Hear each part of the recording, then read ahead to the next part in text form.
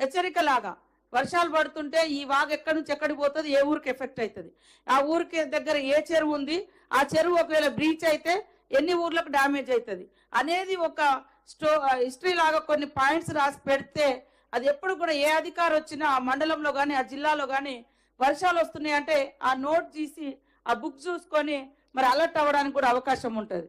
ములుగులో కూడా మాకు గత అనుభవాలను దృష్టిలో పెట్టుకొని గత 2 నెలల నుంచి మేము అక్కడ కలెక్టర్ గారు, ఎస్పీ గారు ప్రతి 15 రోజులకు ఒకసారి మీటింగ్స్ పెట్టుకొని ఇట్లాంటి ఎక్కడికక్కడ అంటే ఎఫెక్టెడ్ ఏరియా ఎక్కడైతే ఉందో వాగులు దాటకుండా పోలీసుల చేత బ్యారికేడ్స్ పెట్టించుకోవడం జరిగింది. అదేవిధంగా నైట్ పూట అక్కడ ఊర్లలో అంటే అధికారులను కూడా పెట్టడం జరిగింది. ఏదో ఒక డిపార్ట్మెంట్ నుంచి గ్రామస్తులను అలర్ట్ చేయడం కోసం. వర్షం పెరుగుతుందంటే ఆ గ్రామాన్ని వెంటనే షిఫ్ట్ చేయడం, లేదా పక్క ఊర్లలో ఎక్కడైనా పెట్టడం, లేదా అక్కడే స్కూల్లో ఇంకేదైనా సేఫ్టీ ప్లేస్లలో.